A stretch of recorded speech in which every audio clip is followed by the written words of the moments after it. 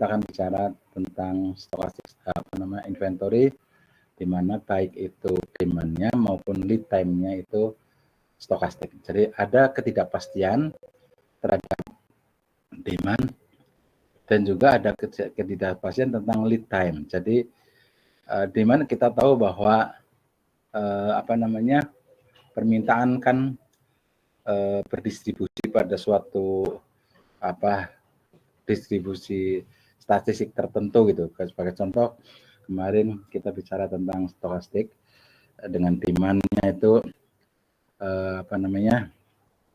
berdistribusi normal gitu ya. Tapi perlu diketahui bahwa distribusi itu tidak harus distribusi klasik ya, tidak harus seperti normal atau uniform atau chi-square atau apa itu ya. Itu kan distribusi klasik ya, maksudnya yang mempunyai pola tertentu gitu. Jadi bisa saja bahwa distribusi yang kita maksudkan di sini adalah distribusi yang kayak robas itu tidak kelihatan bentuknya gitu. Ya, jadi nanti sebagai contoh misalnya pengalaman tahun lalu. Nah, ini yang penting adalah bahwa kenapa kita katakan stokastik, karena kejadian event-event tersebut atau kejadian tersebut itu mempunyai probabilitas, ya kan? Dan jumlah daripada probabilitas seluruhnya itu adalah 1. Itu aja yang jadi patokan itu. Jadi kalau misalnya berdasarkan pengalaman yang tahun lalu, misalnya rekod tahun lalu, misalnya permintaannya itu kadang 50, kadang 75, kadang cuman 40 gitu, naik turun tanpa harus berdistribusi tertentu gitu. Yang penting adalah kejadian event tersebut itu berpeluang, mempunyai peluang gitu. Nah, jumlah peluangnya atau probabilitasnya itu sama dengan 1. Itu ya, itu yang penting itu. Jadi nah sekarang kita akan bicara tidak hanya kaitannya dengan permintaan, tapi juga lead time-nya gitu. Kalau lead time-nya itu juga berdistribusi juga stokastik, ada ketidakpastian di situ. Jadi kadang-kadang setelah pemesanan 5 hari sampai, kadang-kadang bisa menjadi 7 hari, kadang-kadang menjadi cuman 4 hari atau 3 hari dan seterusnya. Jadi maksudnya yang penting dari rekod kita kejadian-kejadian tersebut, misalnya kejadian 5 hari itu probabilitasnya berapa, 4 hari probabilitasnya berapa, dan 3 hari probabilitasnya berapa, dan seterusnya. Yang penting bahwa untuk semua kejadian probabilitas totalnya itu sama dengan 1 ya. Kita masih ingat ya, kalau kita integralkan luasan daripada suatu distribusi kan sama dengan 1. Oke, kita mulai saja.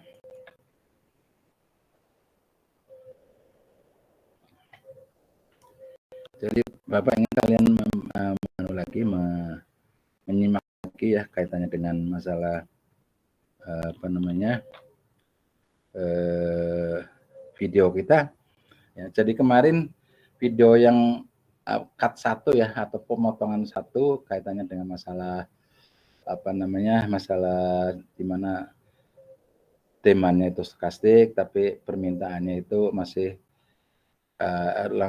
lead time-nya itu masih konstan. Sebagai contoh weekly stokastik demand itu berisi normal dengan rata-rata 539, variannya 63724, tapi lead time-nya itu udah pasti tetap yaitu 0,2 gitu. Ya kemarin kan kita ambil contoh yang itu ya. Setelah kita hitung,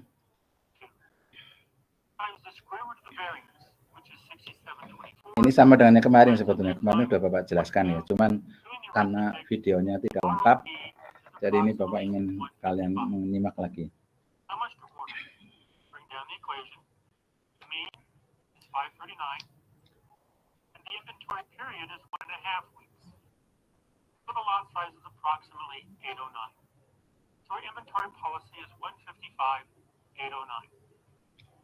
Notice all the values are in weeks, so they can be used directly in the equation. If the values have a mixture of time, and they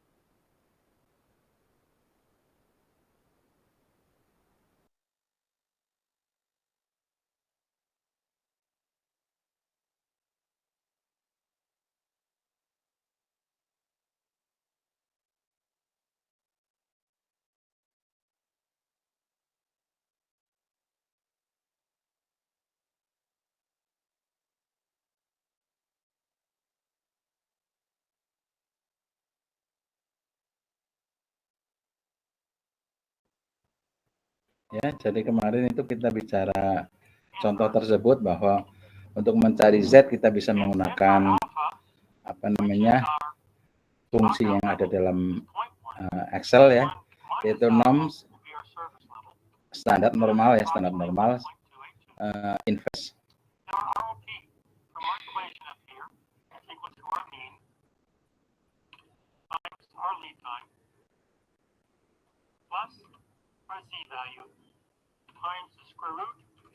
Ini sama dengan ini yang apa namanya rumusnya yang data ini. So there's our equation. Current, I have 154.79, rounded up to 155. Our last times, equation is given up here, equals the mean of our demand times our inventory period at 1.5. There's our equation. 808.5 rounded up to 809, and that's how you solve this with Excel. So now let's look at the derivation of the second ROP equation, which is the demand and the lead time. Ini kita sudah mulai bicara tentang apa namanya kondisi di mana baik itu permintaan maupun lead time itu stokastik gitu ya. Dan secara kebetulan untuk contoh teorinya itu distribusinya itu normal ya, jadi demand-nya itu normal dengan min mu D, variannya itu sigma kuadrat D, sedangkan lead time-nya adalah min-nya mu LT ya, lead time, terus variannya varian LT gitu ya. Ini model yang kedua ya, yang kita bicarakan hari ini.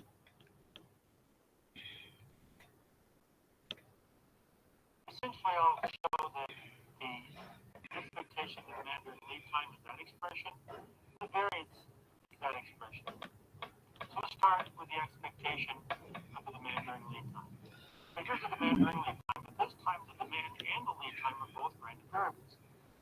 Ya, jadi di sini demand selama lead time ya kan, itu akan juga tergantung sama lead time ya, akan tergantung kepada demand keseluruhan ya dikalikan dengan rata-rata demand dikalikan dengan rata-rata lead time. So that the expectation of my demand during lead time is the product of the means. Let's start with the expectation of demand during lead time. For the conventional approach, since I have two random variables, is condition on the lead time, so the lead time becomes a constant, and takes the expectation of the demand. So whatever that expression is, let the lead time be the random variable, and then take the expectation of the lead time. But let the lead time then equal my constant n. Now I have the sum of my random variable over a constant n. But since my expectation is a linear operator, the expectation of the sum of the demand is the sum of the expectations of the demand.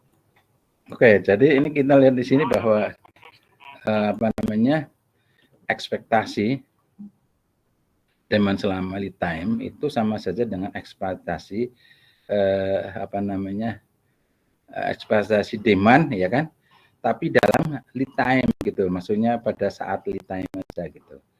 Nah dalam hal ini ternyata itu kita bisa melihat bahwa ekspektasi lead time-nya ya kan selama hari-hari tersebut kan, kalau lead time kan mungkin 5 hari kan, berarti misalnya sebagai contoh ekspektasi hari pertama berapa, ekspektasi hari kedua berapa, dan seterusnya gitu kan ya. Nah ternyata secara total itu sama dengan ekspektasi daripada lead time itu sendiri gitu kan ya.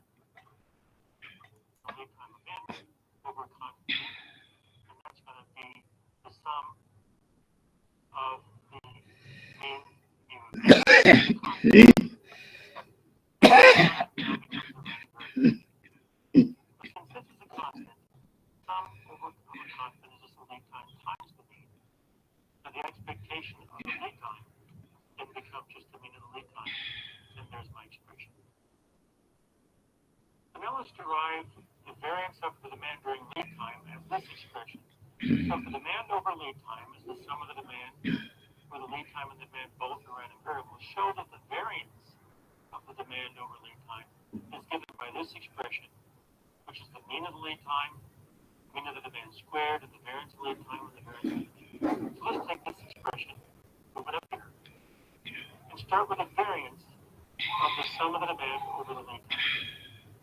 So the variance of a random variable is given as the expectation of the random variable minus expectation of the random variable quantity squared. I'm leaving off the I equals 1. It's still there. So this is from the relationships of the expectation and the variance. So since we have two random variables here, we condition on lead time, let that be a constant. Take the expectation relative to D out of this expression where lead time is a constant.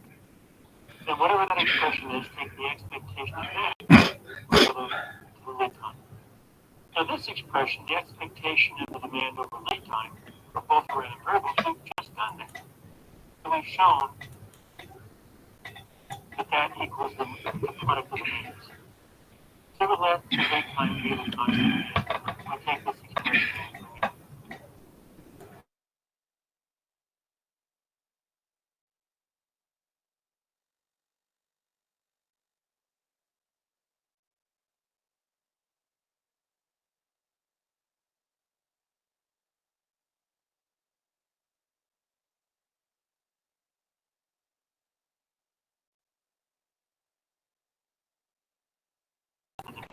This is the expectation of the demand. Applying this expression, since the expectation of lead time is a linear operator, then we pass it through. And now the variance of the sum of the demand is the sum of the variances. And the expectation sum of the demand is the sum of the expectations. Well, the variances are the same as sigma squared. The expectation is the same as the mean. Now we take the expectation with respect to the lead time of these values when we let n now become a random variable. We'll bring this up. We let n now be a random variable LT. The expectation of the lead time is just going to be the mean of lead time. But here we have the lead time squared.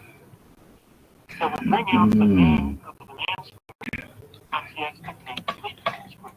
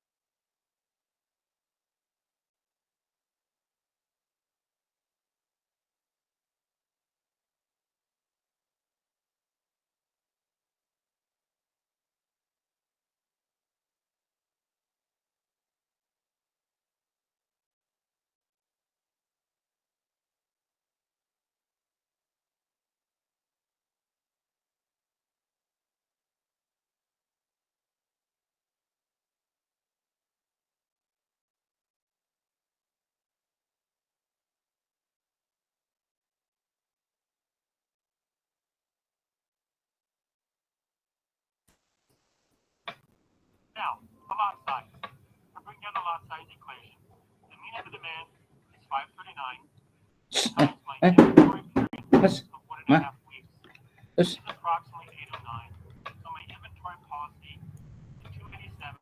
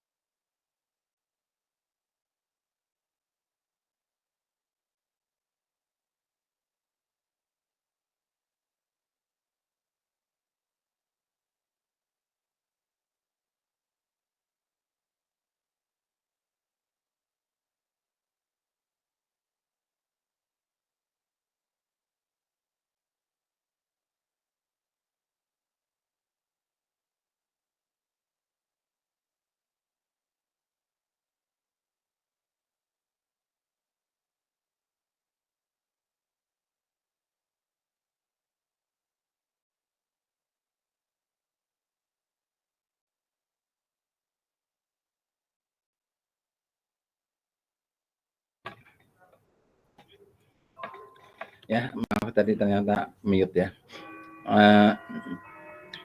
Untuk masalah permintaan dan lead time konstan, maka dalam hal ini kebijakan inventory-nya adalah ROP-nya 108, sedangkan Q-nya atau besaran yang dipesan adalah 809. Dalam hal ini safety stock-nya kita anggap sebagai tanpa safety stock atau nol. Ya. Nah kalau karena di sini ada semacam ketidakpastian stochastic demand, maka biasanya kita ambil ada semacam stock out levelnya berapa gitu, karena dalam hal ini pasti akan ada kecenderungan untuk terjadi stock out. Jadi kita biasanya mengatakan bahwa oke, kita bisa menerima kalau stock out levelnya itu 0,1 atau 10%. Artinya apa? Artinya dalam 10 kali itu mungkin ada satu kejadian di mana terjadi stock out gitu ya. Jadi makanya biasanya dikatakan berapa sih stock out levelnya. Nah, kalau diketahui bahwa demand-nya itu rata-ratanya adalah 539, sedangkan variannya adalah 6724, maka kita lihat di sini inventory policy-nya itu ROP-nya pasti akan naik, ya, yaitu 155, itu ya, dalam pengertian apa namanya. Tetapi kita lihat Q-nya itu tetap yaitu 809. Demikian juga semakin ada ketidakpastian variabel berikutnya yaitu lead time. Kita lihat di sini bahwa demand-nya itu sama dengan di sini ya, itu 539, variannya 6724. Tapi lead time-nya juga berdasarkan normal distribusi dengan rata-rata lembar item 0,2, variannya 0,0625. Itu ya. Sedangkan stock out levelnya juga harus diketahui karena kemungkinan itu sangat terjadi stock out. Jadi berapa yang bisa ditolerir? Dalam hal ini kita ambil karena 10% atau 0,1. Dan ternyata setelah kita hitung itu bahwa ROP-nya menjadi 289. Sedangkan Q-nya besaran yang kita pesan adalah tetap yaitu 0809. Dari ini perbandingan ini kita lihat bahwa semakin banyak variabel yang ada ketidakpastian. Sebagai contoh, kalau permintaan itu stokastik, itu ternyata ROP-nya akan semakin besar, yaitu 155. Yang kalau konstan itu cuma 108. Demikian juga kalau misalnya lead time-nya juga ternyata stokastik, ya, di mana sama-sama distribusi normal, maka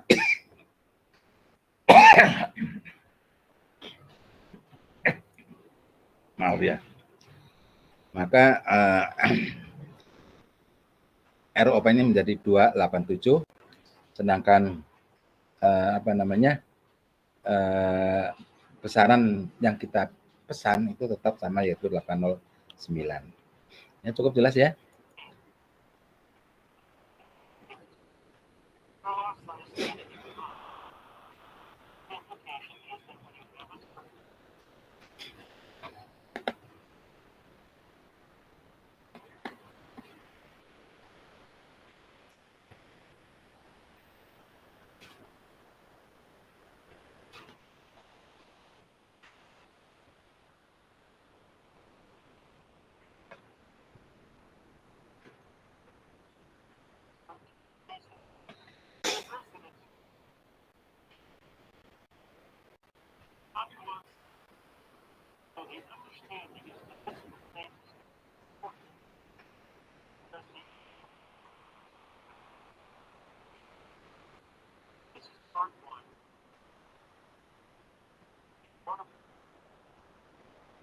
Ya, barangkali itu aja yang bisa Bapak sampaikan untuk hari ini ya.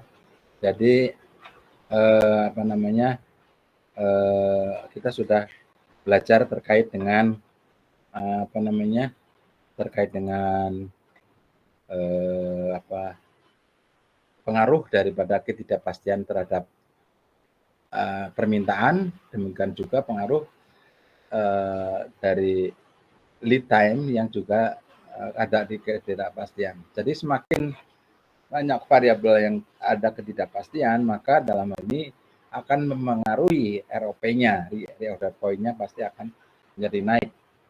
Dan tadi juga sudah melihat bahwa ternyata bisa sampai 258 ya kalau nggak salah ya. Itu kan berarti sangat besar ya.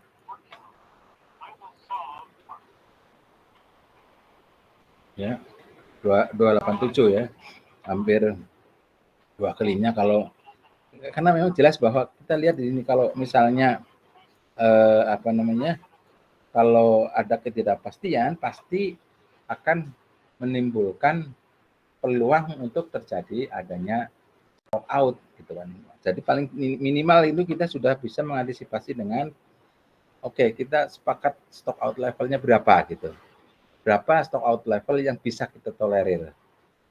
0,1 artinya kita bisa mentolerir terjadi stock out 1 kali dari 10 kejadian atau 10 cycle. Ya. Dan demikian juga yang ini harus ada, tapi kalau yang pasti itu biasanya kita bisa apa namanya bisa sangat confident bahwa tidak perlu lagi stock out gitu. Misalnya dalam hal ini stock out levelnya itu 0 gitu misalnya. Artinya apa? Artinya service levelnya 100%. Ya. Mungkin ada yang mau ditanyakan, silakan. Ada? Ada yang mau ditanyakan, silakan. Bapak ini anu sekali nih, apa namanya? Flu berat ini. Ada yang ditanyakan, silakan.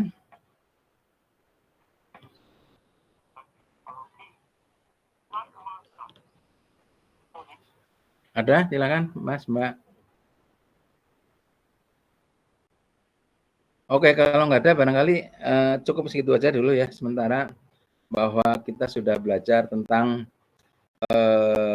bagaimana inventory atau persediaan yang harus dilakukan kalau permintaannya itu stokastik ya, artinya ada ketidakpastian atau probabilistik ya, dan biasanya itu berdistribusi klasik, tapi tidak harus berdistribusi klasik. Sebagai contoh di sini normal gitu ya. Jadi kita tidak harus pakai distribusi klasik. Masih ingat ya bahwa kan yang general itu masih ingat ya, kita melihat di sini mana ya?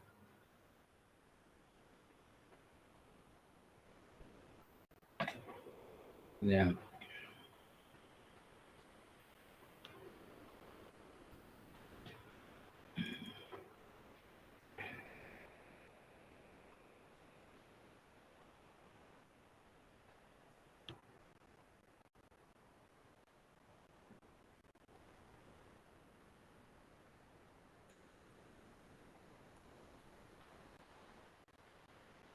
Ya, di sini kita lihat di sini bahwa apa namanya? Nah ini ya.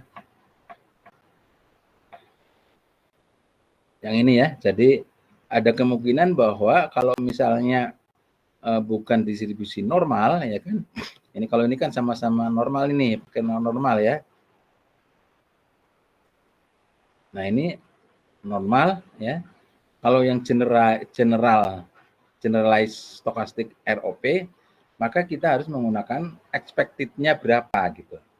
Expected daripada permintaan selama lead time-nya berapa kali Z dan seterusnya gitu. Sebagai contoh misalnya kalau permintaan tentang terutama sambungan telepon gitu ya, itu kan biasanya ini katakanlah terkait dengan misalnya berapa bandwidth katakanlah misalnya suatu provider gitu ya, entah itu sebagai contoh misalnya Bisnet atau mungkin apa namanya sebagai contoh mungkin Telkomsel, bukan Telkomsel, apa Indosat gitu misalnya, katanya saya nggak tahu sih, katanya tetap membeli gitulah, membeli bandwidth ke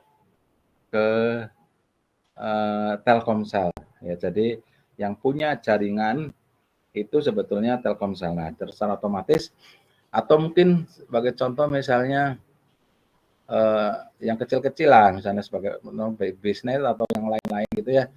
Nah, di sini dalam hal ini untuk melayani pelanggan, maka dia harus menyimpan atau harus mempunyai persediaan bandwidth untuk melayani pelanggan tersebut gitu. Nah, dalam hal ini maka harus diketahui tentang permintaannya seperti apa gitu. Kalau misalnya permintaannya, nah biasanya kalau permintaan tentang sambungan telepon atau sambungan video gitu ya, itu adalah distribusinya adalah burst. Burst itu maksudnya adalah bahwa kadang-kadang banyak, kadang-kadang sedikit gitu. Jadi itu jelas bukan normal gitu. Sebagai contoh kalau malam-malam mungkin permintaan transmisi video gitu mungkin sangat kecil gitu ya, jam 1, jam 2 gitu, mungkin hanya orang-orang yang begadang yang mengakses video misalnya atau gitu. Tapi kalau pada siang hari atau sore hari barangkali atau pagi ya, mungkin banyak permintaannya. Jadi dalam hal ini bahwa distribusinya itu jelas tidak distribusi normal, apalagi uniform, tidak ya. Jadi dalam hal ini makanya yang kita pakai harus generalized stochastic ROP. Nah, rumusnya ini, ROP-nya expected DLT ya, ditambah dengan, nah di sini tetap masih menggunakan Z alpha, karena di sini kita biasanya tetap menggunakan apa namanya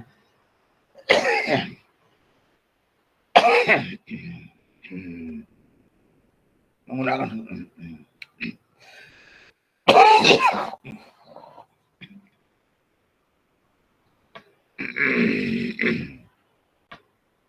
ya tetap menggunakan standar normal ya. Jadi kita transformasikan menjadi syarat normal. Kalau misalnya dia stokastik permintaannya distribusi normal, maka kita bisa langsung menggunakan bahwa expected demand-nya kita menggunakan rata-rata demand dikalikan dengan lead time. Ya. Karena di sini lead time-nya itu konstan. Ya. Terus kalau yang baik itu permintaan maupun lead time-nya itu ternyata stokastik atau probabilistik, maka kita menggunakan keduanya itu. Oke, itu barangkali yang bisa Bapak sampaikan. Mohon maaf mungkin nggak bisa berlanjut. Mungkin kalau ada pertanyaan silakan nanti Bapak jawab gitu ya. Tapi kalau nggak ada mungkin Bapak cukupkan sekian. Silakan, ada pertanyaan silakan. Ada? Oke, kalau nggak ada barangkali kita cukupkan ya. Terima kasih atas perhatiannya. Assalamualaikum warahmatullahi wabarakatuh.